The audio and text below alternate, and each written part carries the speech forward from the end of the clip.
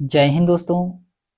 आज हम लोग एडुटेरिया का बिहार पीसीएस के लिए प्रैक्टिस सेट को सॉल्व करने वाले हैं। यह प्रैक्टिस सेट नंबर 1 होगा दोस्तों। आज प्रैक्टिस सेट नंबर पहला होगा, जो कि ये बिहार पीसीएस के लिए बहुत ही महत्वपूर्ण प्रैक्टिस सेट है दोस्तों, और यूपी पीसीएस के लिए भी इम्पोर्टेंट है दोस्तों। ये बिहार पीसीएस, यूपी पीसीएस और UP PCS RO and ARO री एग्जाम 2024 के लिए बहुत ही इम्पोर्टेंट है। तो चलिए हम लोग इसमें देखते हैं। आज का प्रैक्टिस सेट नंबर 1 है दोस्तों। पहला क्वेश्चन है, क्वेश्चन नंबर फर्स्ट है इसमें कि कथक नृत्य भारत के किस भाग से संबंधित है। तो कथक नृत्य ये भारत के किस भाग से संबंधित है। पहले क्वेश्चन का राइट आंसर क्या होगा दोस्तों, ये उत्तर भारत से संबंधित है। उत्तर भारत से संबंधित है। ऑप्शन नंबर इसका पहला वाला सही होगा।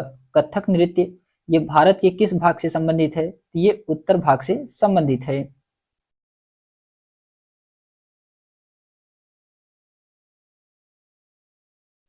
फिर उसके बाद आता है दूसरा क्वेश्चन है कि मेसोलिथिक या मध्य पाषाण युग के संबंध में निम्नलिखित कथनों में से विचार करें। तो मेसोलिथिक कथन में से आपको बताना है इसमें से कौन था कथन सही है। सही विकल्प का इसका चयन करना है। इसमें दिया गया है दोस्तों, पहला दिया गया है कि इस समय पत्थर के औजार को माइक्रोलिथिक कहा गया है।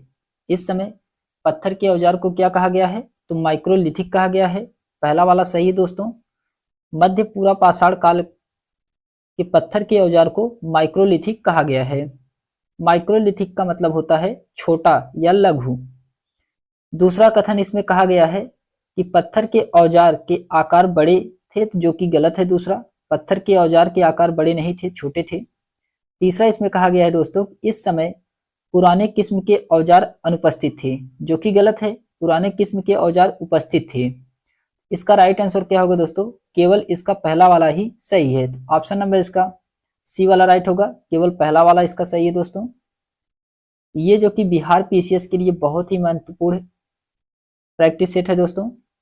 फिर उसके बाद आता है क्वेश्चन नंबर थर्ड है दोस्तों, बसोहली बसोहली शैली किस राज्य से संबंधित है। तो बसोहली शैली ये किस राज्य से संबंधित है, ये हिमाचल प्रदेश से संबंधित है। किससे संबंधित है, तो हिमाचल प्रदेश से संबंधित है। ऑप्शन नंबर इसका पहला वाला सही दोस्तों। ऑप्शन नंबर इसका पहला सही है, ये हिमाचल प्रदेश से संबंधित है। फिर इसके बाद आता है क्वेश्चन नंबर चौथा है, रसमंजरी की रचनाकार किसने की थी। तो रसमंजरी की रचनाकार किसने की थी, इसके रचनाकार हैं भानुदत्त। ऑप्शन नंबर इसका सी वाला राइट होगा दोस्तों, भानुदत्त। फिर उसके बाद आता है क्वेश्चन नंबर पांचवा है, ब्रह्मर्थ पुराण के संबंध में निम्नलिखित में से कथनों पर विचार करें। तो ब्रह्मदर्थ पुराण के संबंध में बताना है क्वेश्चन नंबर पांचवे में। इसमें दिया गया है कथन, इसका पहला है कि इसकी रचना बंगाल में की गई थी। इसकी रचना कहाँ पे की गई थी, तो बंगाल में की गई थी, जो कि सही है। दूसरा है कि इसमें ब्राह्मणों को कुछ विशिष्ट प्रकार की मछलियां खाने की अनुमति दी गई थी, तो ये भी सही, दूसरा भी सही है। इसका राइट आंसर क्या होगा, इसका राइट आंसर होगा ऑप्शन नंबर इसका सी वाला राइट होगा दोस्तों। पहला दूसरा इसमें दोनों सही हैं। फिर उसके बाद आता है क्वेश्चन नंबर 6 है। क्वेश्चन नंबर 6 में कहा जा रहा है कि मुगल बादशाह दिया गया है और वर्ष दिया गया है। मुगल बादशाह और वर्ष दिया गया है, इसको मिलान कराना है क्वेश्चन नंबर 6 में। फर्रुख सियर ये जो कि 1713 से लेकर के 1719 तक का शासक था फर्रुख सियर, ये दूसरा सही है इसका। फिर आलमगीर द्वितीय ये जो कि 1754 से लेकर के 1759 तक था, इसका तीसरा वाला सही है। फिर शाह आलम द्वितीय का कार्यकाल कितने वर्षों का था, ये 1759 से लेकर के 1806 तक, 1759 से लेकर के 1806 तक था। फिर अहमद शाह का कार्यकाल कितने से था, तो ये 1748 से लेकर के 1754 तक था, इसका पहला सही होगा। इसमें राइट आंसर क्या होगा, तो ए का दूसरा, बी का तीसरा, सी का चौथा और डी का इसमें पहला सही है। इसका राइट ऑप्शन नंबर इसका बी वाला राइट होगा दोस्तों, ऑप्शन नंबर इसका बी सही है। फिर उसके बाद आता है क्वेश्चन नंबर 7वां है कि मुगल काल में सवाई राजा जयसिंह को किस क्षेत्र की सूबेदारी मिली थी? तो कौन सी क्षेत्र की सूबेदारी मिली थी? ये मालवा क्षेत्र की, मालवा क्षेत्र की, ऑप्शन नंबर इसका बी वाला राइट होगा दोस्तों, मालवा क्षेत्र की इनको सूबेदारी मिली थी। फिर उसके बाद आता है क्वेश्चन नंबर 8 है दोस्तों। क्वेश्चन नंबर 8 में कहा जा रहा है कि नवपाषाण काल के औजारों के संबंध में निम्नलिखित कथनों पर विचार कीजिए। तो नवपाषाण काल के संबंध में बताना है, इसमें कौन सा सही सुमेलित है इसको बताना है। पहला दिया गया है इसमें कि औजार पालिश किए जाते थे नवपाषाण काल में, जो कि सही है, औजार पालिश किए जाते थे नवपाषाण काल में। दूसरा है कि इसमें इस अवधि में ओखल और मूसल का उपयोग अनाज को पीसने के लिए किया जाता था। तो ये भी सही है, दूसरा वाला भी सही है। इसमें दोनों आंसर सही होंगे दोस्तों, ऑप्शन नंबर इसका सी वाला राइट होगा, इसमें दोनों आंसर सही है। फिर उसके बाद आता है क्वेश्चन नंबर 9 है दोस्तों। क्वेश्चन नंबर 9 में कहा जा रहा है कि सिख जत्थों तथा मिसलों की संयुक्त सेना को क्या कहा जाता था? तो सिख जत्थों तथा मिसलों की संयुक्त सेना को क्या कहा जाता था? इनको कहा जाता था दल खालसा, दल खालसा, ऑप्शन नंबर इसका सी वाला सही है दोस्तों, क्वेश्चन नंबर 9 का दल खालसा कहा जाता था। फिर क्वेश्चन नंबर 10 है कि सिखों की राखी व्यवस्था के अंतर्गत उपज का कितना प्रतिशत हिस्सा संरक्षण के लिए लिया गया जाता था? तो कितना प्रतिशत हिस्सा लिया गया है? तो 20%, 20% हिस्सा लिया जाता था। इसका भी ऑप्शन नंबर सी वाला सही है दोस्तों, ऑप्शन नंबर इसका सी सही है। फिर इसके बाद आता है क्वेश्चन नंबर 11 है कि ऋग्वैदिक काल के दौरान प्रचलित राजनीतिक व्यवस्था के बारे में सत्य कथन चयन करें। इसमें सत्य कथन को बताना है क्वेश्चन नंबर 11 में। तो दिया गया है इसमें कि राजा के पास लोगों से कर एकत्रित करने की शक्ति थी, जो कि गलत है, ऋग्वैदिक काल में ऐसा नहीं था कुछ। दूसरा है इसमें कि राजा का पुत्र स्वाभाविक रूप से राजा का उत्तराधिकारी होता था, तो ये भी गलत है, ऋग्वैदिक काल में ये भी नहीं प्रचलित थी प्रथा। इसमें दोनों कथन सही नहीं है, इसमें ऑप्शन नंबर इसका डी वाला राइट होगा, उपरोक्त में से कोई कथन इसमें सही नहीं है। फिर उसके बाद आता है क्वेश्चन नंबर 12 है दोस्तों। क्वेश्चन नंबर 12 में कहा जा रहा है कि उत्तर वैदिक काल की सामाजिक स्थिति के बारे में निम्नलिखित कथनों पर विचार कीजिए। इसमें सही विकल्प को चुनना है। दिया गया है इसमें कथन पहला है इसमें कि महिलाओं और शूद्रों दोनों को वेदों का अध्ययन करने की अनुमति नहीं दी गई थी, जो कि उत्तर वैदिक काल में सही बात है दोस्तों। दूसरा है कि अब वर्ण व्यवस्था जन्म के आधार पर तय की जाती थी, ये भी सही है, दूसरा वाला भी सही है। उत्तर वैदिक काल में वर्ण व्यवस्था को अब जन्म के आधार पे किया जाने लगा था। इसमें दोनों सही है दोस्तों। इसका राइट आंसर क्या होगा? ऑप्शन नंबर इसका सी वाला राइट होगा, पहला दूसरा इसमें दोनों सही है। फिर उसके बाद आता है क्वेश्चन नंबर 13 है दोस्तों कि प्रशस्ति का अर्थ क्या होता है? प्रशस्ति का अर्थ इसमें बताना है क्या होता है। तो प्रशस्ति का अर्थ होता है कि प्रशंसा, प्रशस्ति का अर्थ होता है प्रशंसा होता है, ऑप्शन नंबर इसका सी वाला सही है, प्रशस्ति का अर्थ होता है प्रशंसा। प्रशस्ति एक विशेष किस्म की अभिलेख है, प्रशस्ति क्या है? एक विशेष किस्म की अभिलेख है। यह एक संस्कृत शब्द है प्रशस्ति, जिसका अर्थ है प्रशंसा होता है। इसको गौतम पुत्र सतकर्णी जैसे कुछ शासकों ने प्रशस्तियों की रचना करवाई थी। फिर उसके बाद आता है क्वेश्चन नंबर 14 है दोस्तों। क्वेश्चन नंबर 14 में कहा जा रहा है कि समुद्रगुप्त की नीतियों को वर्णन किसने किया था? तो समुद्रगुप्त की नीतियों का वर्णन ये किसके द्वारा किया गया था? ये हरसेन के द्वारा किया गया था, हरसेन के द्वारा, ऑप्शन नंबर इसका डी वाला राइट होगा दोस्तों, हरसेन के द्वारा किया गया था।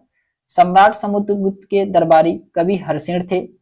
इन्होंने समुद्रगुप्त की वीरता की स्मृति का एक प्रसिद्ध कविता लिखी थी। फिर उसके बाद आता है क्वेश्चन नंबर 15 है कि हरसेन ने प्रयाग प्रशस्ति में दक्षिणा पथ को शासकों की संख्या कितनी बताई है? तो दक्षिणा पथ में शासकों की संख्या कितनी बताई गई है? तो 12 बताया गया है, 12 बताया गया है, ऑप्शन नंबर इसका बी वाला सही है दोस्तों, 12 बताए हैं। फिर उसके बाद आता है क्वेश्चन नंबर 16 है दोस्तों क्वेश्चन नंबर 16 में कहा जा रहा है कि विक्रम संवत की शुरुआत को किस शासक से जोड़कर देखा जाता है। तो विक्रम संवत की शुरुआत को किस शासक से जोड़ करके देखा जाता है। ये चंद्रगुप्त द्वितीय ऑप्शन नंबर इसका डी वाला राइट होगा, चंद्रगुप्त द्वितीय शासक था। फिर उसके बाद आता है क्वेश्चन नंबर 17 है दोस्तों कि हर्षवर्धन को नर्मदा नदी के तट पर किसने रोका था। तो हर्षवर्धन को नर्मदा नदी के तट पर पुलकेशिन द्वितीय के द्वारा रोका गया था। किसके द्वारा? पुलकेशिन द्वितीय के द्वारा। ऑप्शन नंबर इसका पहला वाला सही है दोस्तों। हर्षवर्धन जो कि ये मगध तथा संभवतः बंगाल को भी जीतकर उन्हें पूर्वी जितनी सफलता मिली थी उतनी सफलता अन्य जगहों पर नहीं मिल पाई थी, और इन्होंने नर्मदा नदी को पार कर दक्कन की ओर आगे बढ़ने की कोशिश की, और चालुक्य नरेश, उसी समय चालुक्य नरेश थे पुलकेशिन द्वितीय, उन्होंने इनको रोक दिया था। फिर उसके बाद आता है क्वेश्चन नंबर 18 है दोस्तों। क्वेश्चन नंबर 18 में कहा जा रहा है कि पल्लवों के काल में नगरम किसे कहा जाता था। तो पल्लव के काल में नगरम किसे कहा जाता था। तो ये व्यापारियों के संगठन को कहा जाता था, व्यापारियों के संगठन को कहा जाता था। ऑप्शन नंबर इसका सी वाला सही है दोस्तों। फिर क्वेश्चन नंबर 19 है कि जनपद का क्या अर्थ होता है। जनपद का इसमें अर्थ बताना है क्या होता है। तो जनपद का अर्थ होता है कि जन के बसने की जगह, जन के बसने की जगह यानी कि लोगों को बसने की जगह, उसे क्या कहते हैं, तो जनपद कहा जाता है। फिर क्वेश्चन नंबर 20 है दोस्तों। क्वेश्चन नंबर 20 में कहा जा रहा है कि महाजनपदों का उद्भव लगभग कितने वर्ष पूर्व हुआ था। तो महाजनपदों का उद्भव लगभग ये कितने वर्ष पूर्व हुआ था। तो 2500 साल पहले पूर्व हुआ था, 2500 वर्ष पहले पूर्व हुआ था। ऑप्शन नंबर इसका बी वाला राइट होगा दोस्तों। फिर उसके बाद आता है क्वेश्चन नंबर 21 है दोस्तों। क्वेश्चन नंबर 21 में कहा जा रहा है कि महाजनपद काल के संबंध में निम्नलिखित कथनों पर विचार कीजिए। इसमें अकथन मतलब असत्य कथन चयन करना है, कौन सा इसमें गलत कथन है। तो 21 में इसमें कहा गया है कि हल के फाल अब लोहे के बनने लगे थे महाजनपद काल में, जो कि सही है, इसका ये कथन सही है। दूसरा है कि धान के पौधे का रोपण प्रारंभ हो गया था महाजनपद काल में, दूसरा वाला भी इसका सही है। इसमें दोनों सही है, इसमें कोई भी कथन असत्य नहीं है दोस्तों। इसका राइट आंसर होगा ना तो पहला असत्य है ना ही दूसरा असत्य है। ऑप्शन नंबर इसका डी वाला सही हो दोस्तों। फिर उसके बाद आता है क्वेश्चन नंबर 22 है दोस्तों। क्वेश्चन नंबर 22 में कहा जा रहा है कि पाणिनि के संबंध में निम्नलिखित कथनों पर विचार कीजिए। पाणिनि के संबंध में बताना है, इसमें से कौन सा कथन सही है। पाणिनि के संबंध में बताना है, इसमें दिया गया है कि उन्हें संस्कृत के लिए व्याकरण तैयार किया था, उन्होंने संस्कृत के लिए व्याकरण तैयार किया था पाणिनि ने, जो कि सही है, पहला वाला इसका सही है।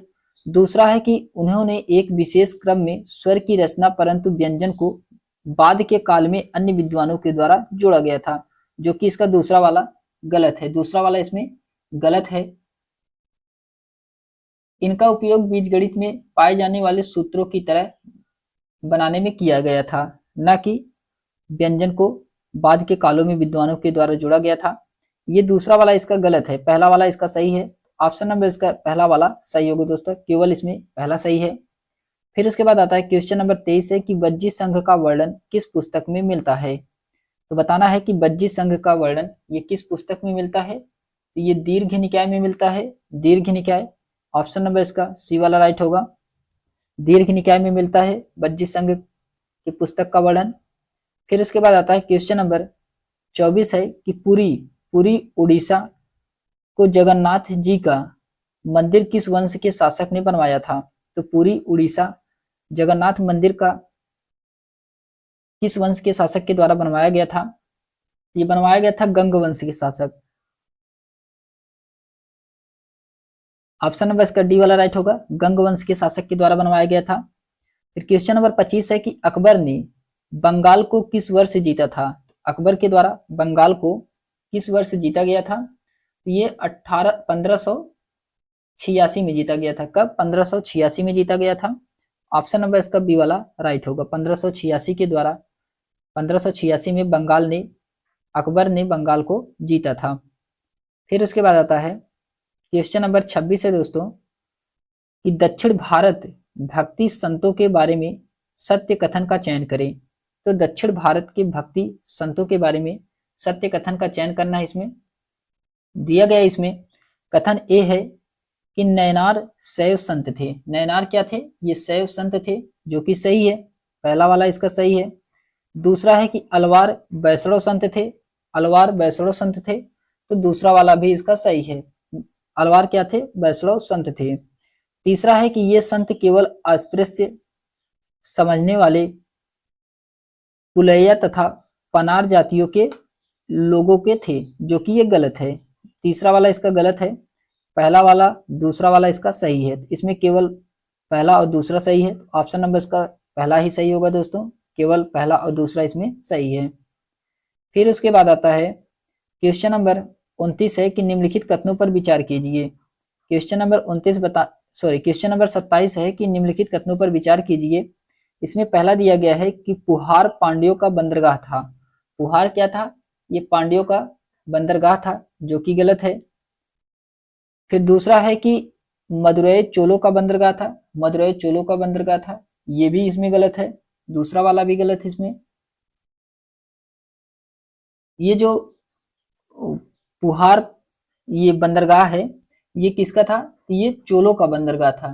चोलों का बंदरगाह था पुहार, ना कि मदुरै पांडवों का। तो इसमें पहला वाला भी गलत है और दूसरा वाला भी गलत है। इसमें उपरोक्त में से कोई नहीं, इसमें ऑप्शन नंबर इसका डी वाला सही है दोस्तों। फिर उसके बाद आता है क्वेश्चन नंबर 28 है। क्वेश्चन नंबर 28 में कहा जा रहा है कि दार्शनिक शंकर के बारे में निम्नलिखित कथनों पर विचार करें। तो दार्शनिक शंकर के बारे में निम्नलिखित कथनों पर विचार करना है। इसमें दिया गया है, पहला है कि शंकर का जन्म 8वीं शताब्दी में तमिलनाडु में हुआ था। तो शंकर का जन्म 8वीं शताब्दी में तमिलनाडु में हुआ था, जो कि गलत है। ये तमिलनाडु में नहीं हुआ था। इनका जन्म कहाँ पे हुआ था? इनका जन्म केरल में हुआ था। तमिलनाडु इसमें गलत है, केरल में हुआ था। इसका पहला वाला कथन इसका गलत है। दूसरा है, इसमें वे अद्वैत के समर्थक थे। वे क्या थे? वे अद्वैत के समर्थक थे, जबकि ये सही है। उन्होंने जगत को मिथ्या या माया कहा है, ये भी सही है। चौथा है कि मोक्ष प्राप्ति के लिए ज्ञान के मार्ग को अपनाने का उपदेश दिया था, तो ये भी इसमें सही है। इसका पहला वाला ही आंसर गलत है और इसमें दोनों सही हैं। तीनों, पहला दूसरा वाला भी सही है, तीसरा वाला भी सही है और चौथा वाला भी इसमें सही है। इसका राइट आंसर क्या होगा? ऑप्शन नंबर इसका बी वाला राइट होगा। दूसरा, तीसरा, चौथा इसमें सही है दोस्तों। फिर उसके बाद आता है क्वेश्चन नंबर 29 है कि वीर शैव आंदोलन किस क्षेत्र में प्रारंभ हुआ था। तो वीर शैव आंदोलन ये किस क्षेत्र में प्रारंभ हुआ था? तो ये कर्नाटक के क्षेत्र में प्रारंभ हुआ था। ऑप्शन नंबर इसका बी वाला राइट होगा, कर्नाटक के क्षेत्र में प्रारंभ हुआ था। फिर क्वेश्चन नंबर 30 है कि महात्मा गांधी का प्रिय भजन वैष्णव जन तो तेन्हे कहिए पीर पराई जान रे, किसने लिखी है? ये किसके द्वारा लिखा गया है? महात्मा गांधी का ये प्रिय भजन है, वैष्णव जन तो तेने कहिए पीर पराई जान रे। ये किसके द्वारा लिखी गई है? ये नरसिंह मेहता के द्वारा लिखा गया है, नरसिंह मेहता। ऑप्शन नंबर इसका डी वाला राइट होगा, नरसिंह मेहता। क्वेश्चन नंबर 31 है कि प्रारंभ में नाथ पंथ भारत के किस क्षेत्र में लोकप्रिय हुए। तो नाथ पंथ ये भारत के किस क्षेत्र में लोकप्रिय हुए थे? ये उत्तरी क्षेत्र में। किस पे? उत्तरी क्षेत्र में। ऑप्शन नंबर इसका बी वाला सही होगा दोस्तों, क्वेश्चन नंबर 31 का। फिर उसके बाद इसके क्वेश्चन नंबर 32 है। इसमें कहा जा रहा है कि मीरा किसकी अनुयायी बन गई थी। तो मीरा किसकी अनुयायी बनी थी? ये मीरा जो है ये रविदास की अनुयायी थी। मीरा रविदास की अनुयायी थी। ऑप्शन नंबर इसका डी वाला सही है दोस्तों।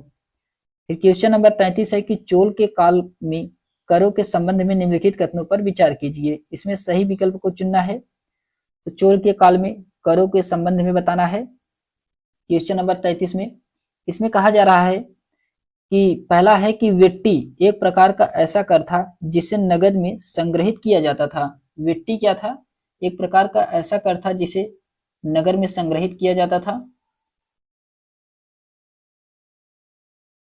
ये नगद में संग्रहित नहीं किया जाता था, बल्कि ये जबरन मजदूरों के रूप में लिया जाता था, जबरदस्ती लिया जाता था, जो कि इसका पहला वाला गलत है। दूसरा है कि कदमई एक भूराजस्व था। कदमई क्या था? एक भूराजस्व था, जो कि दूसरा वाला इसका सही है। कदमई एक भू राजस्व था, भू राजस्व के रूप में वसूला जाता था कदमई को। दूसरा वाला इसका सही है, इसमें केवल दूसरा वाला ही सही होगा दोस्तों, ऑप्शन नंबर इसका बी वाला सही है। फिर उसके बाद आता है क्वेश्चन नंबर 34 है दोस्तों, कि कबीर का जन्म किस परिवार में हुआ था। 34 का बताना है कि कबीर का जन्म किस परिवार में हुआ था, तो जुलाहा, जुलाहा परिवार में हुआ था। ऑप्शन नंबर इसका बी वाला सही होगा। क्वेश्चन नंबर 35 है दोस्तों, कि लंगर व्यवस्था की शुरुआत किसने की थी। तो लंगर व्यवस्था की शुरुआत गुरु नानक के द्वारा किया गया था, गुरु नानक के द्वारा किया गया था लंगर व्यवस्था की शुरुआत। ऑप्शन नंबर इसका पहला वाला सही है दोस्तों, गुरु नानक। फिर उसके बाद आता है क्वेश्चन नंबर 36 है दोस्तों। क्वेश्चन नंबर 36 में कहा जा रहा है कि संस्कृत व्याकरण की रचना किसने की थी। तो संस्कृत व्याकरण की रचना ये पाणिनि के द्वारा किया गया था। किसके द्वारा, पाणिनि के द्वारा किया गया था।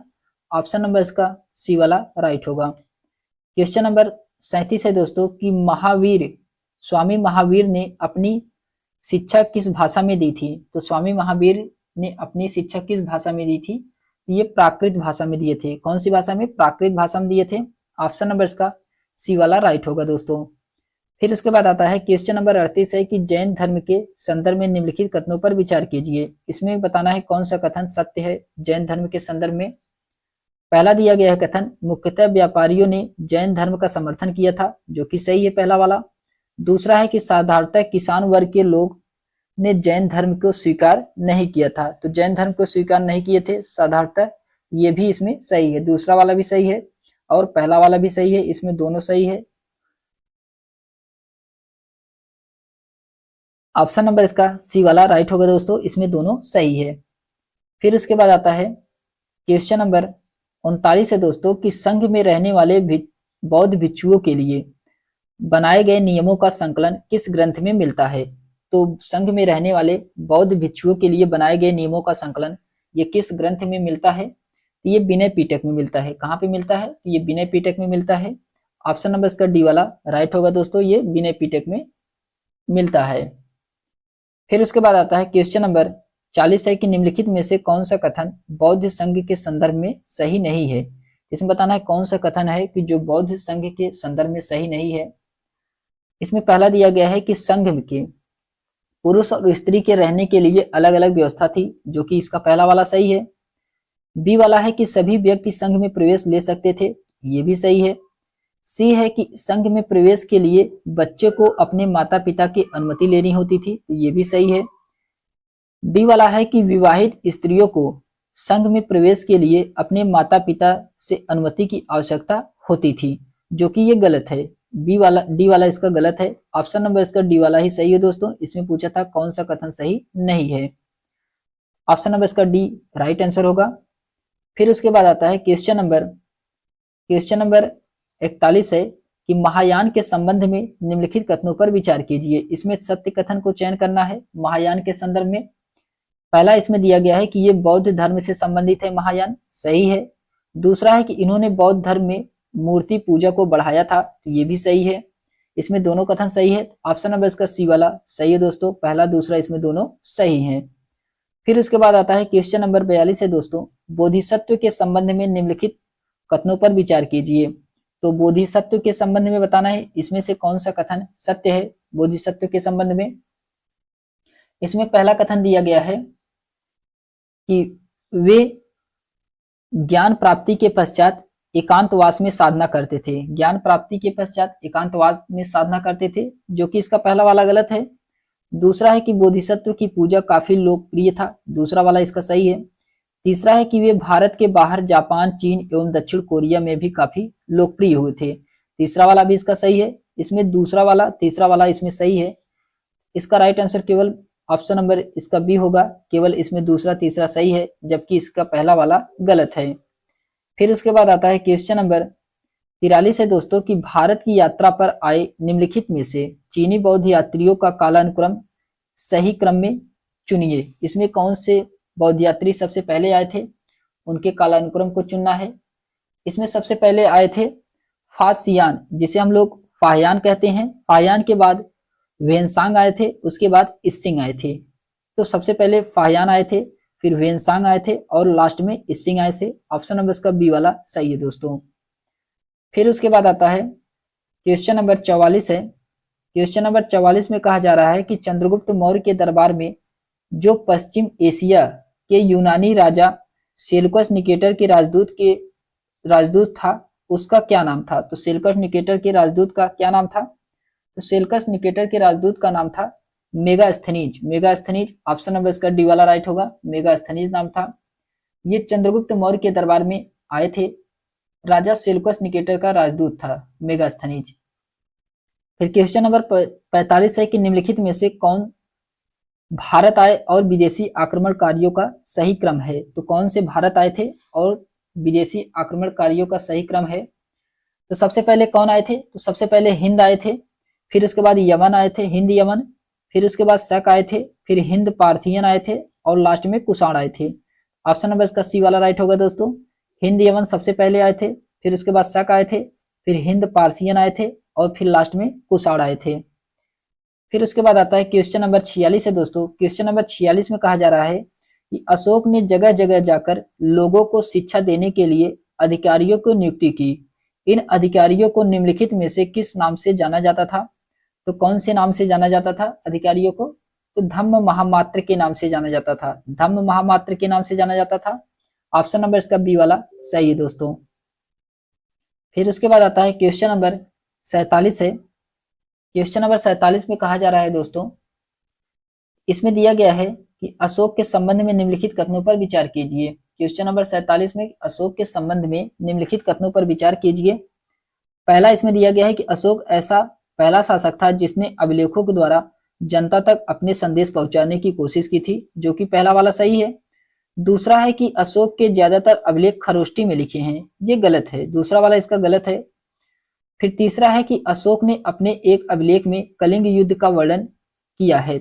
ऑप्शन इसका तीसरा वाला भी सही है और पहला वाला भी सही है। इसका राइट आंसर क्या होगा? इसका राइट आंसर होगा केवल इसमें पहला और तीसरा सही है, तो ऑप्शन नंबर इसका सी वाला सही है दोस्तों।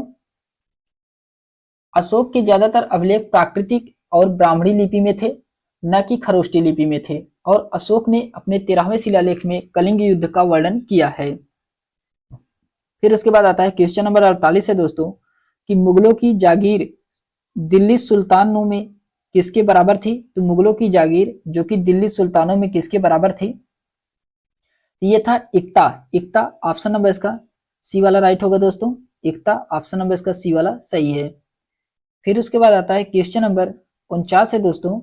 क्वेश्चन नंबर 49 पे कहा जा रहा है कि 14वीं शताब्दी के ग्रंथ है लीला तिलकम के बारे में सत्य कथन का चयन करना है। इसमें पहला दिया गया है कि यह केरल में मलयालम में लिखी गई एक ऐसी पहली साहित्यिक पुस्तक है जो व्याकरण और काव्य से संबंधित है।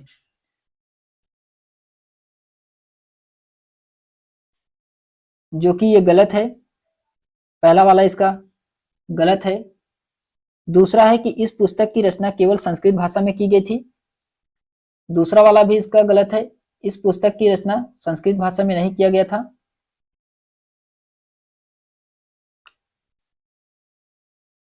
दूसरा वाला भी इसमें गलत है।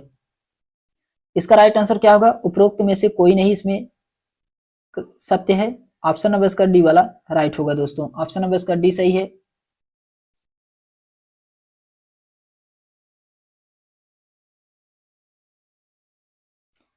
फिर उसके बाद इसमें दिया गया है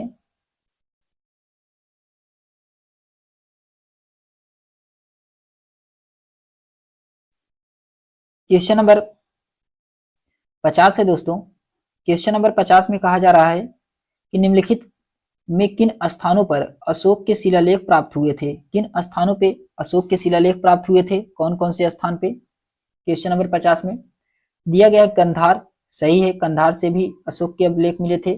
ब्राह्मणीगिरी में यहाँ से भी मिले थे, जौगढ़ से भी मिले थे, गिरनार से भी मिले थे और लुम्बिनी से भी मिले थे। पांचों स्थानों पे मिले थे अशोक के अभिलेख। ऑप्शन नंबर इसका डी वाला राइट होगा, उपरोक्त में से सभी स्थानों पे मिले थे।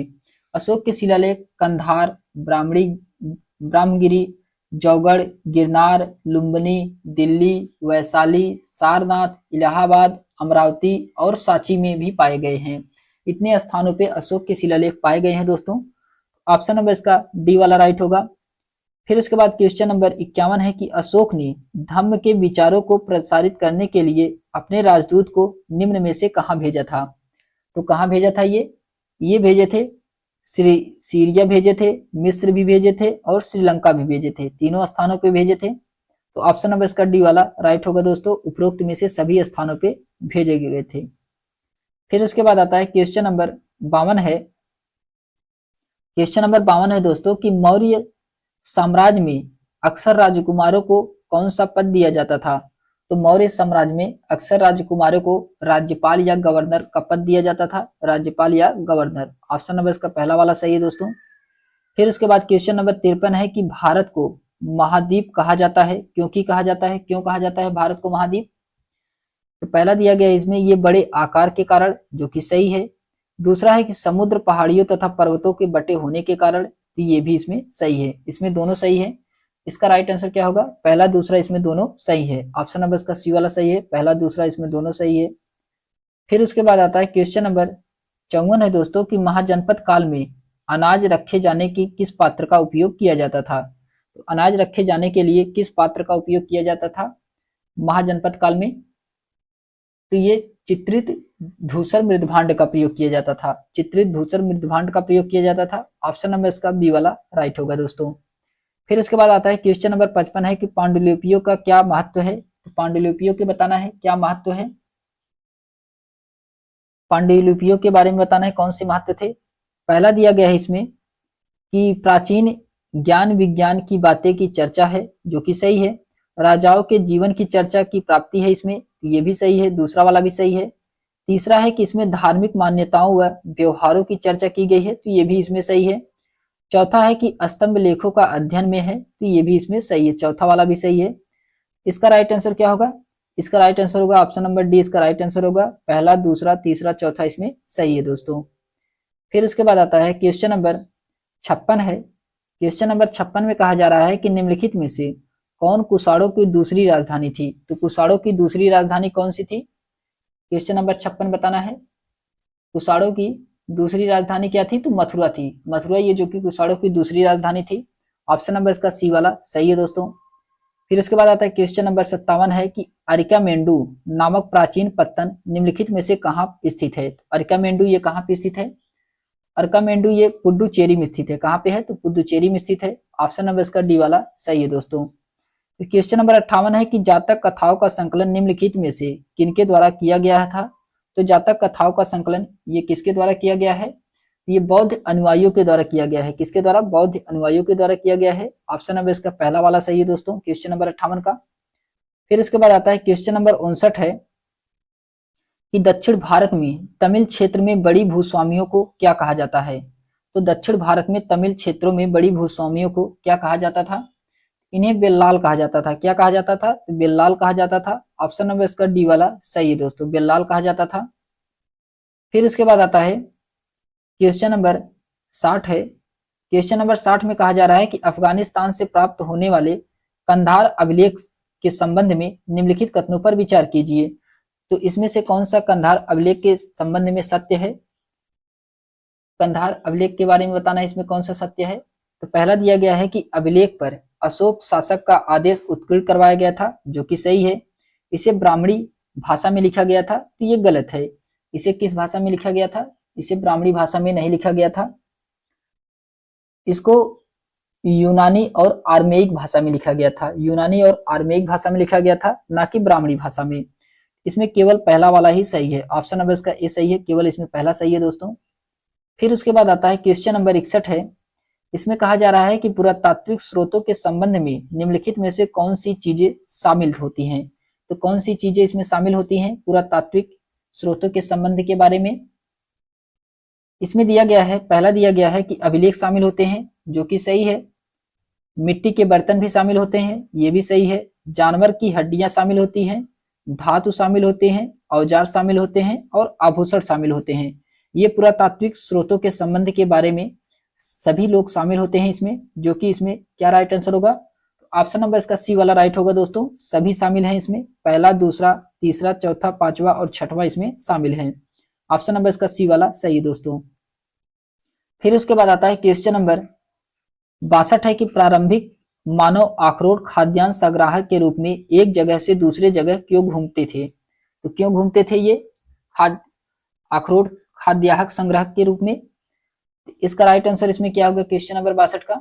इसमें दिया गया है, पहला दिया गया है कि यह एक जगह रुकने के कारण वहां के फल वृक्ष तथा जानवरों को खाकर समाप्त कर देते थे, जो कि सही है। सही है, पहला वाला सही है इसका। दूसरा है कि शिकार ढूंढने के कारण, तो दूसरा वाला भी इसका सही है। तीसरा है कि मवेशी को चारा ढूंढने के लिए, ये भी सही इसमें। चौथा है कि मौसम बदलने के कारण, तो ये भी इसमें सही है। इसमें चारों सही है दोस्तों। इसका राइट आंसर होगा ऑप्शन नंबर इसका डी वाला राइट होगा। पहला, दूसरा, तीसरा, चौथा इसमें सही है। फिर उसके बाद आता है क्वेश्चन नंबर 73 है दोस्तों कि आहत सिक्कों के संदर्भ में निम्नलिखित कथनों पर विचार कीजिए। तो आहत सिक्कों के संदर्भ बताना है, इसमें कौन सा कथन गलत है। इसको आपको ध्यान रखना है कि इसमें पूछा है कौन सा कथन सत्य होता है, कौन सा गलत होता है। इसको आपको खास करके विशेष ध्यान देना है दोस्तों। इसमें पूछा है कौन सा कथन गलत है। तो पहला दिया गया है कि आहत सिक्के समांतर आयताकार, वर्गाकार और गोलाकार होते थे, जो कि सही है। फिर दूसरा है कि आहत सिक्कों समांतर ढाल कर बनाया जाता था, तो ये भी इसमें सही है। आहत सिक्के क्या होते थे? आहत सिक्के इसमें क्या होते थे? ढाल कर बनाए जाते थे, जो कि इसका गलत है।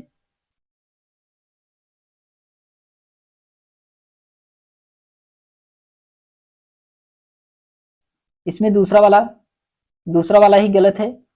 जबकि तीसरा है कि यह चांदी के सिक्के तथा तांबे के विभिन्न आकृतियों के होते थे, तो तीसरा वाला इसका सही है, दूसरा वाला इसका गलत है। इसका राइट आंसर क्या होगा? ऑप्शन नंबर इसका बी वाला राइट होगा। केवल इसमें दूसरा वाला ही कथन गलत है दोस्तों, केवल दूसरा कथन गलत है क्वेश्चन नंबर 63 का। फिर उसके बाद आता है क्वेश्चन नंबर 64 है। क्वेश्चन नंबर 64 में कहा जा रहा है कि मथुरा के अभिलेखों में निम्नलिखित में से किनका उल्लेख मिलता है। तो मथुरा के अभिलेखों में किसका उल्लेख मिलता है? तो मथुरा के उल्लेखों में सुनारों का उल्लेख मिलता है, लोहार एवं बुनकरों का मिलता है, टोकरी एवं माला बनाने वाले को उल्लेख मिलता है। इसमें तीनों का उल्लेख मिलता है। ऑप्शन नंबर इसका डी वाला राइट होगा दोस्तों, उपरोक्त में से सभी का उल्लेख मिलता है। फिर उसके बाद आता है क्वेश्चन नंबर 65 है दोस्तों। क्वेश्चन नंबर 65 में कहा जा रहा है कि संगमकालीन व्यापार के संदर्भ में निम्नलिखित में से कौन सा कथन सही नहीं है। तो संगमकालीन व्यापार के संबंध बताना है, इसमें से कौन सा कथन सही नहीं है क्वेश्चन नंबर 65 में। इसमें दिया गया है कि व्यापार सामानों को ले जाने के लिए केवल समुद्री मार्गों का प्रयोग किया जाता था, जो कि ये गलत है। यही वाला ऑप्शन नंबर इसका पहला वाला ही दोस्तों सही नहीं है। ऑप्शन नंबर इसका पहला वाला सही होगा। फिर उसके बाद आता है क्वेश्चन नंबर 66 है दोस्तों। क्वेश्चन नंबर 66 में कहा जा रहा है कि बुद्ध की जीवनी, बुद्ध चरित के रचनाकार निम्नलिखित में से कौन थे। तो बुद्ध की जीवनी, बुद्ध चरित के रचनाकार कौन है? तो इनके रचनाकार अश्वघोष हैं। कौन है? अश्वघोष हैं। ऑप्शन नंबर इसका डी वाला राइट होगा, अश्वघोष। फिर क्वेश्चन नंबर 67 है कि बौद्ध धर्म के प्रसार के संदर्भ में निम्नलिखित कथनों पर विचार कीजिए। इसमें बताना है कौन सा कथन सही है। पहला दिया गया है कि बौद्ध धर्म दक्षिण पूर्व की ओर श्रीलंका, म्यांमार, थाईलैंड तथा इंडोनेशिया सहित दक्षिण पूर्व एशिया के अन्य भागों में फैला हुआ था, जो कि इसका सही है, पहला वाला इसका सही है। दूसरा है कि इन क्षेत्रों में थेरवाद नामक बौद्ध धर्म का आरंभिक रूप कहीं भी अधिक प्रचलित था, तो ये भी इसका दूसरा वाला भी सही है। इसमें दोनों सही है। ऑप्शन नंबर इसका सी वाला सही है दोस्तों, पहला दूसरा इसमें दोनों सही है। फिर उसके बाद आता है क्वेश्चन नंबर 68 है दोस्तों कि प्रायः स्तूपों के चारों ओर परिक्रमा करने के लिए एक वृत्ताकार पथ होता था, जो कहलाता था। तो ये क्या कहलाता था? इसको प्रदक्षिणा कहलाता था। इसे क्या कहा जाता था? तो प्रदक्षिणा कहलाता था। ऑप्शन नंबर इसका बी वाला राइट होगा, प्रदक्षिणा कहलाता था। क्वेश्चन नंबर 69 है कि आरंभिक मानव निम्नलिखित में से किस आधार पर पौधे तथा जानवरों का चयन करते थे। तो कौन से आधार पे पौधे तथा जानवरों का चयन करते थे? इसमें पहला दिया गया है कि जिनके बीमारी होने की संभावना कम होती थी, सही है। दूसरा है कि इसमें बड़े दाने तथा मजबूत डंठल वाले पौधे होते थे, तो दूसरा वाला भी सही है। तीसरा है अहिंसक जानवर, ये भी इसमें सही है। इसमें तीनों सही है। ऑप्शन नंबर इसका सी वाला सही है दोस्तों। फिर उसके बाद आता है क्वेश्चन नंबर इसमें 70 दिया गया है कि चोलों का महत्वपूर्ण पत्तन कौन सा था। तो इसमें बताना है कि चोलों का महत्वपूर्ण पत्तन कौन सा था। तो पुहार ये जो कि चोलों का महत्वपूर्ण पत्तन था। ऑप्शन नंबर इसका सी वाला सही है। क्वेश्चन नंबर 71 है कि बुर्जहोम में आवास के संबंध में निम्नलिखित कथनों पर विचार कीजिए। तो बुर्जहोम के संबंध में बताना है, इसमें से कौन सा कथन सही है। पहला दिया गया कि बुर्जहोम के लोग गड्ढे के नीचे घर बनाकर रहते थे, जो कि सही है, पहला वाला सही है इसका। दूसरा है कि पुरातत्वविदों को झोपड़ियों के अंदर तथा बाहर दोनों ही स्थानों पर आग जलाने की जगह मिली है, तो ये भी सही है, दूसरा वाला भी सही है और पहला वाला भी इसमें सही है। ऑप्शन नंबर इसका सी सही है, पहला दूसरा इसमें दोनों सही है। फिर उसके बाद आता है क्वेश्चन नंबर 72 है दोस्तों कि कुषाणों के समय बौद्ध धर्म की नई शाखा का विकास हुआ था। तो कुषाणों के समय बौद्ध धर्म की नई शाखा का विकास हुआ था, ये महायान शाखा का हुआ था, महायान शाखा का हुआ था। ऑप्शन नंबर इसका बी वाला सही है दोस्तों। क्वेश्चन नंबर इसमें 73 है कि हड़प्पाई संस्कृति के संबंध में सही मिलान कराना है। तो हड़प्पाई संस्कृति के संबंध में इसमें सही मिलान कराना है। तो वस्तु दिया गया है और आयात स्थान दिया गया है। तांबा का आयात कहां से किया जाता था? तो तांबा का आयात किया जाता था, ये तांबा का आयात राजस्थान से किया जाता था। टिन का आयात ये कहां से किया जाता था? अफगानिस्तान से किया जाता था। और सोना का आयात कहां से किया जाता था? तो कर्नाटक से किया जाता था। इसका राइट आंसर क्या होगा? ऑप्शन नंबर इसका बी वाला राइट होगा। ए का बी है, दूसरे का ए है और तीसरे का सी है। फिर उसके बाद आता है क्वेश्चन नंबर 74 है दोस्तों। क्वेश्चन नंबर 74 में कहा जा रहा है कि हड़प्पाई सभ्यता के अंत के संबंध में इतिहासकारों ने क्या क्या अटकलें लगाई थी। तो कौन कौन सी अटकलें लगाई थी हड़प्पा सभ्यता के अंत के संबंध में? क्वेश्चन नंबर 74 में राइट आंसर क्या होगा? इसमें पहला दिया गया है कि नदियों के सूखने के कारण, जो कि सही है। दूसरा है जंगलों के विनाश होने के कारण, ये भी सही है। तीसरा है कि चरागाह मैदान समाप्त होने के कारण, तो ये भी सही है इसमें। चौथा है बाढ़ के कारण बताए थे, ये भी सही है। पांचवा है शासक को नियंत्रित समाप्त होने के कारण, तो ये भी इसमें पांचवा वाला भी सही है। इसमें सभी सत्य हैं दोस्तों। इसका राइट आंसर होगा ऑप्शन नंबर इसका डी वाला राइट होगा। पहला, दूसरा, तीसरा, चौथा, इसमें चौथा पांचवा इसमें सही है। फिर उसके बाद आता है क्वेश्चन नंबर 75 है दोस्तों कि हड़प्पा सभ्यता के अंत होने का क्या परिणाम हुआ था। तो हड़प्पा सभ्यता के अंत होने का इसमें क्या परिणाम हुआ था उसके बारे में बताना है। इसमें दिया गया है कि हड़प्पा के नगर लोगों ने छोड़ दिया था, जो कि सही है। मोहरों लेखन तथा बाटों का प्रयोग बंद हो गया था, तो ये भी सही है। कच्चे माल का आयात घट गया था, तो ये भी सही है। नए बस्तियों की संख्या बढ़ गई थी, तो ये भी सही है। इसमें इसमें चारों सही है दोस्तों। इसका राइट आंसर क्या होगा? ऑप्शन नंबर इसका डी वाला सही होगा। फिर उसके बाद आता है क्वेश्चन नंबर 76 है दोस्तों। क्वेश्चन नंबर 76 में कहा जा रहा है कि सिल्क रूट पर नियंत्रण करने वाले शासकों में से सबसे प्रसिद्ध वंश कौन सा था। तो सबसे प्रसिद्ध वंश इसमें कौन सा था? तो कुषाण वंश, ये जो कि सबसे प्रसिद्ध वंश माना जाता है, कुषाण वंश। ऑप्शन नंबर इसका सी वाला सही है दोस्तों। ऑप्शन नंबर इसका सी सही है। क्वेश्चन नंबर 77 है कि अश्वघोष जिसने बुद्ध की जीवनी लिखी थी, ये किसके दरबारी कवि थे? अश्वघोष किसके दरबारी कवि थे? तो ये कनिष्क के थे, कनिष्क के थे। ऑप्शन नंबर इसका बी वाला सही दोस्तों, कनिष्क के दरबारी कवि थे अश्वघोष। फिर आता है क्वेश्चन नंबर 78 है कि रोमन साम्राज्य में भारत के किस वस्तु की मांग सबसे अधिक थी। तो रोमन साम्राज्य में काली मिर्च की, ऑप्शन नंबर इसका सी वाला दोस्तों सही है। काली मिर्च की सबसे अधिक मांग थी रोमन साम्राज्य में। ऑप्शन नंबर इसका सी सही है। फिर उसके बाद आता है क्वेश्चन नंबर 79 है दोस्तों।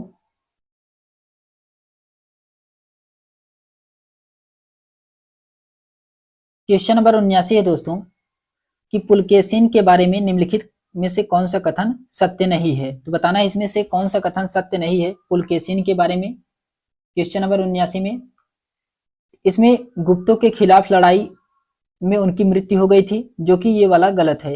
ये बी, ऑप्शन नंबर बी इसका गलत है। गुप्तों के खिलाफ लड़ाई में उनकी मृत्यु हो गई थी, ये गलत है पुलकेशिन के बारे में। फिर उसके बाद आता है क्वेश्चन नंबर 80 है जाट राज्य अपने किस राजा के समय शक्तिशाली रूप से उभरा था। तो किस राजा के समय शक्तिशाली रूप में उभरा था? ये सूरजमल, सूरजमल। ऑप्शन नंबर इसका बी वाला राइट होगा दोस्तों, सूरजमल। फिर उसके बाद आता है क्वेश्चन नंबर 81 है दोस्तों। क्वेश्चन नंबर 81 में कहा जा रहा है कि 16वें वित्त आयोग के चेयरमैन की नियुक्ति किए गए हैं। तो 16वें वित्त आयोग कौन बनाए गए हैं? तो 16वें वित्त आयोग ये अरविंद पनगड़िया बनाए गए हैं। ऑप्शन नंबर इसका बी वाला राइट होगा, अरविंद पनगड़िया। फिर इसके बाद आता है क्वेश्चन नंबर 82 है कि केंद्र सरकार ने पिछले कुछ वर्षों में राष्ट्र विरोधी गतिविधियों में संलिप्त होने के कारण किन संगठनों पर प्रतिबंध लगाया था? तो कौन से संगठन पे प्रतिबंध लगाए थे? क्वेश्चन नंबर 82 का इसमें राइट आंसर क्या होगा? पहला दिया गया इसमें तहरीके हुर्रियत, जो कि सही है। जामत इस्लामी, ये भी सही है। जम्मू कश्मीर लिबरेशन फ्रंट, ये भी सही है इसमें। जम्मू कश्मीर डेमोक्रेटिक फ्रंट, ये भी इसमें सही है। इसमें चारों पे प्रतिबंध लगाया गया था। ऑप्शन नंबर इसका डी वाला सही दोस्तों। फिर उसके बाद आता है क्वेश्चन नंबर 83 है। क्वेश्चन नंबर 83 में कहा जा रहा है कि किसे हाल ही में MS स्वामीनाथन पुरस्कार से सम्मानित किया गया है? तो MS स्वामीनाथन पुरस्कार से किसे सम्मानित किया गया है? तो BR कंबोज को, BR कंबोज को किया गया है। ऑप्शन नंबर इसका सी वाला राइट होगा दोस्तों। फिर उसके बाद आता है क्वेश्चन नंबर 84 है। संयुक्त सैन्य अभ्यास डज साइक्लोन भारत और किस देश के बीच आयोजित किया जाता है? तो डेजर्ट साइक्लोन ये भारत और किसके बीच किया जाता है? तो संयुक्त अरब अमीरात UAE के। ऑप्शन नंबर इसका सी वाला राइट होगा, भारत और UAE के बीच किया जाता है। फिर इसके बाद आता है क्वेश्चन नंबर 85 है दोस्तों। क्वेश्चन नंबर 85 में कहा जा रहा है कि भारत कितने वर्षों के लिए संयुक्त राष्ट्र सांख्यिकी आयोग के सदस्य के रूप में अपना कार्यकाल शुरू किया है? ये कितने वर्षों के लिए शुरू किया गया है? तो ये किया गया है 4 वर्ष के लिए। 4 वर्ष के लिए ऑप्शन नंबर इसका बी वाला राइट होगा दोस्तों। क्वेश्चन नंबर 86 है कि भारतीय नौसेना स्टाफ के उप प्रमुख के रूप में किसे नियुक्त किया गया है? ये किसे नियुक्त किया गया है? ये नियुक्त किए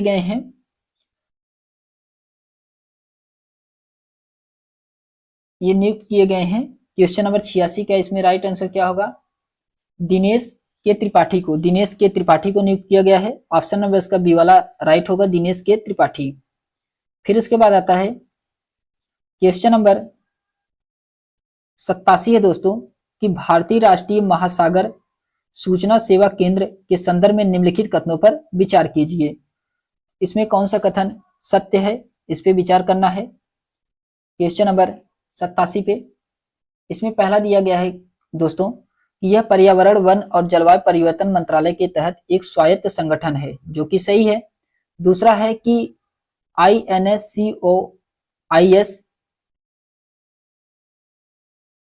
नॉक्स भारत में सुनामी के संबंध भविष्यवाणी और प्रारंभिक चेतावनी के लिए नोडल एजेंसी है, जो कि ये गलत है। तीसरा है कि इसकी स्थापना 1999 में हुई थी और इसका मुख्यालय नई दिल्ली में है, तो गलत है। इसका मुख्यालय कहाँ है? इसका मुख्यालय हैदराबाद में है, नई दिल्ली में नहीं है। ये दूसरा वाला, तीसरा वाला भी इसका गलत है। इसमें केवल पहला वाला सही है। इसमें केवल ऑप्शन नंबर इसका ए वाला राइट होगा दोस्तों, केवल इसमें पहला वाला सही था। फिर उसके बाद क्वेश्चन नंबर 88 है दोस्तों कि एक्सरे पोलारीमीटर सैटेलाइट के संबंध में निम्नलिखित कथनों पर विचार कीजिए। इसमें पहला दिया गया है इसमें कि एक्सपोसेट ये नासा द्वारा लॉन्च किया गया दुनिया का दूसरा सबसे उपग्रह आधारित मिशन है, जो एक्सरे पोलारीमीटर के माप के लिए समर्पित किया गया है।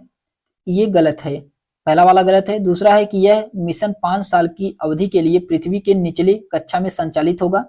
ये दूसरा वाला इसका सही है, दूसरा वाला सही है, जबकि पहला वाला इसका गलत है। इसका राइट आंसर क्या होगा? ऑप्शन नंबर इसका बी वाला राइट होगा, केवल इसमें दूसरा वाला सही है। फिर उसके बाद आता है क्वेश्चन नंबर 89 है दोस्तों कि निम्न पर विचार करें। निम्न पर विचार करें, इसमें दिया गया है कि उपरोक्त में से किन क्षेत्रों या क्षेत्रीय व्यापार आर्थिक भागीदारी समझौते में शामिल हैं? तो ये कौन से शामिल हैं? क्वेश्चन नंबर 79 का इसमें राइट आंसर क्या होगा? इसमें वस्तु और सेवा व्यापार सही है, निवेश ये भी सही है, बौद्धिक संपदा अधिकार ये भी सही है, ई कॉमर्स ये भी सही है। इसमें चारों सही है। इसमें ऑप्शन नंबर इसका डी वाला राइट होगा, इसमें सभी चारों सही है। फिर उसके बाद आता है क्वेश्चन नंबर 90 है दोस्तों। क्वेश्चन नंबर 90 में कहा जा रहा है भारत और म्यांमार के बीच मुक्त आवाजाही व्यवस्था के संदर्भ में निम्नलिखित कथनों पर विचार कीजिए। भारत और म्यांमार के बीच में इसमें पहला कथन दिया गया है इसमें कि ये दोनों देश के बीच व्यापार और निवेश को सुविधाजनक बनाने वाला एक समझौता है, जो कि ये गलत है। दूसरा है कि भारतीय नागरिकों को म्यांमार FMR लाभ प्राप्त करने के लिए म्यांमार सीमा चौकसी पर आगमन पर वीजा की आवश्यकता थी, तो ये भी गलत है इसमें। तीसरा है कि म्यांमार सीमा की पूर्वी लंबाई FMR के अंतर्गत आती है, तो ये भी इसमें गलत है। तीनों इसमें गलत है, इसमें कोई भी सही नहीं है। ऑप्शन नंबर इसका डी वाला राइट है, कोई भी सही नहीं है। फिर उसके बाद आता है क्वेश्चन नंबर 91 है दोस्तों। क्वेश्चन नंबर 91 कहा जा रहा है कि वस्तु एवं सेवा कर जीएसटी के संदर्भ में बताना है कौन सा कथन इसमें सही है। तो कौन सा कथन इसमें सही है? वस्तु और सेवा कर के बारे में बताना है, जीएसटी के संबंध में बताना है। क्वेश्चन नंबर 91 का पहला दिया गया इसमें कि जीएसटी में निर्यातक अपने उत्पादन का कर का भुगतान नहीं करते हैं, लेकिन वे इनपुट पर भुगतान किए गए फंड पर रिफंड के हकदार हैं, जो कि ये सही है। पहला वाला इसका सही है। दूसरा है जीएसटी केवल वस्तुओं के निर्माण और बिक्री पर लगाया जाता है, ये गलत है दूसरा वाला। तीसरा है जीएसटी व्यवस्था के तहत वस्तुओं और सेवाओं को केवल उनकी आवश्यकता प्राकृतिक के आधार पर विभिन्न स्लैब में वर्गीकृत किया जाता है, तो ये भी गलत है। इसमें केवल पहला वाला सही है दोस्तों। ऑप्शन नंबर इसका ए वाला राइट होगा, इसमें केवल पहला वाला सही है। फिर उसके बाद आता है क्वेश्चन नंबर 92 है दोस्तों कि निम्नलिखित में से कौन सा अंतरराष्ट्रीय संगठन वैश्विक परमाणु आदेश एनजीओ का अनुपालन सुनिश्चित करने के लिए परमाणु गतिविधियों की निगरानी और विनियामक महत्वपूर्ण भूमिका निभाता है? तो कौन सा निभाता है? क्वेश्चन नंबर 92 का इसमें राइट आंसर क्या होगा? तो ये अंतरराष्ट्रीय परमाणु ऊर्जा एजेंसी, ऑप्शन नंबर इसका पहला वाला राइट होगा, अंतरराष्ट्रीय परमाणु ऊर्जा एजेंसी। फिर उसके बाद आता है क्वेश्चन नंबर 93 है दोस्तों। क्वेश्चन नंबर 93 में कहा जा रहा है कि निम्नलिखित कथनों पर विचार कीजिए। क्वेश्चन नंबर 93 निम्नलिखित कथनों पर विचार कीजिए। इसमें पहला दिया गया है कि मालदीव में इंडिया आउट अभियान के प्रारंभिक उद्देश्य भारत से जुड़े हुए सभी बुनियादी ढांचों की परियोजनाओं को रोकना है, जो कि ये गलत है। इसमें कौन सा कथन सही है? ये इस पूछ रहा है कि ये पहला वाला इसका गलत है। दूसरा है कि भारत और मालदीव आतंकवाद, मादक पदार्थों की तस्करी, नशीले पदार्थ और विभिन्न समुद्री अपराधों के खिलाफ अपनी प्राथमिक रक्षा पंक्ति मांगता है, जो कि सही है। दूसरा वाला इसका सही है। तीसरा है भारत और मालदीव ग्रेटर माले कनेक्टिविटी प्रोजेक्ट विकसित कर रहा है, तो ये भी सही है, तीसरा वाला भी सही है। इसमें दूसरा और तीसरा इसमें सही है। इसका राइट आंसर क्या होगा? ऑप्शन नंबर इसका बी वाला सही होगा, दूसरा और तीसरा इसमें सही है। फिर उसके बाद आता है क्वेश्चन नंबर 94 है दोस्तों। क्वेश्चन नंबर 94 में कहा जा रहा है कि भारत और पाकिस्तान ने हाल ही में एक द्विपक्षीय समझौते के तहत परमाणु प्रतिष्ठानों की सूची का आदान प्रदान किया है। इस संधि के संदर्भ में निम्नलिखित कथनों में से कौन सा कथन सही है? इसमें दिया गया है, पहला दिया गया है क्वेश्चन नंबर 94 में, पहला है कि परमाणु प्रतिष्ठानों की सूची के आदान प्रदान का प्राथमिक उद्देश्य परमाणु हथियारों की परीक्षा को सुनिश्चित सुविधाजनक बनाना है, जो कि ये गलत है। दूसरा है कि इस समझौते का उद्देश्य दोनों देशों के बीच आर्थिक व्यापार को बढ़ावा देना, ये भी गलत है, दूसरा वाला भी गलत है। इसमें दोनों वाले गलत है, ना तो पहला सही है ना ही दूसरा इसमें सही है। ऑप्शन नंबर इसका डी वाला राइट होगा दोस्तों। फिर उसके बाद आता है क्वेश्चन नंबर 95 है दोस्तों। 95 में कहा जा रहा है कि हाल ही में किस राज्य में हर जिले में ड्रोन पुलिस यूनिट की स्थापना होगी? तो कौन से राज्य में किया जाएगा? ये कहाँ पे किया जाएगा? क्वेश्चन नंबर 95 का ये बिहार में किया जाएगा। ऑप्शन नंबर इसका सी वाला राइट होगा, बिहार में किया जाएगा। फिर उसके बाद आता है क्वेश्चन नंबर 96 है दोस्तों कि नेपाल में आयोजित Indo Nepal international tennis ball championship में कितने खिताब पर कब्जा जमाया है? ये किसने जमाया है? क्वेश्चन नंबर 96 का इसमें राइट आंसर क्या होगा दोस्तों? तो इसमें बिहार होगा, बिहार। ऑप्शन नंबर इसका सी वाला राइट होगा, बिहार होगा।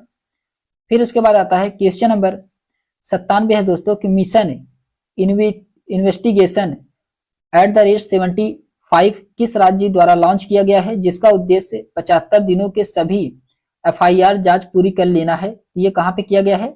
ये बिहार में किया गया है, बिहार में किया गया है। ऑप्शन नंबर इसका पहला वाला राइट होगा दोस्तों। क्वेश्चन नंबर 98 है कि सड़क हादसे में 2022 में बिहार का कौन सा स्थान था? तो कौन सा स्थान था बिहार का? ये 13वां स्थान था। कौन सा? 13वां स्थान था। ऑप्शन नंबर इसका सी वाला राइट होगा, 13वां स्थान था। फिर उसके बाद आता है क्वेश्चन नंबर 99 है दोस्तों कि केंद्र सरकार ने पृथ्वी विज्ञान योजना कितने करोड़ रुपए के आवंटित किए हैं? तो कितने करोड़ दिए हैं? ये 4797 करोड़, 4797 करोड़ दिया है। ऑप्शन नंबर इसका बी वाला राइट होगा दोस्तों। फिर क्वेश्चन नंबर 100 है दोस्तों। क्वेश्चन नंबर 100 है भारत का पहला पनडुब्बी पर्यटन किस राज्य में शुरू किया जाएगा? तो भारत का पहला पनडुब्बी पर्यटन ये किस राज्य में शुरू किया गया है? ये गुजरात में शुरू किया गया है। कहाँ पे? गुजरात में। ऑप्शन नंबर इसका सी वाला सही दोस्तों, गुजरात में शुरू किया गया है। तो दोस्तों हम लोगों ने क्वेश्चन नंबर 100 तक देखा है। प्रैक्टिस सेट नंबर पहले को हम लोग सॉल्व कर लिए हैं। इसके बाद हम लोग नेक्स्ट वीडियो में प्रैक्टिस सेट नंबर 2 को सॉल्व करने वाले हैं। तो आज के लिए दोस्तों बस इतना ही। अगर ये वीडियो आपको पसंद आई हो तो लाइक शेयर सब्सक्राइब अवश्य करें। फिलहाल आज के लिए बस इतना ही दोस्तों, धन्यवाद।